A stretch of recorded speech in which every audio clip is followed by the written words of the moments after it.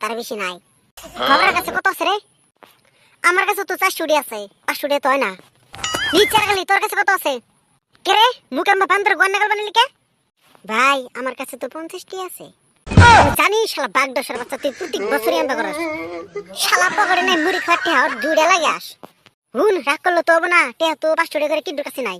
এখন খানা তো একটা খানি নেবো। ও ভাই কি করান যায় এখন? আমি থাকতে টেনশন করস, বুদ্ধি কিন্তু আমার কাছে একটা আছে। ওই পাড়াগানে নু আস্তির করে এনে খানাটা খেয়াল দেই। চুত মারানি দাঁড়া যাবে বাচ্চা, ওই পাড়া আস্তির করে দেবে, ধরা হলে গোয়াতে আসে ঠ্যাং ভরে দেবো। হালার পু চুরি করতে কয়দা লাগে চট, ওটা তোর মধ্যে নাই। চুরি করে আমি আর বাবু পান্ডে, তুই হলে পড়া দিস হালার পোহালা।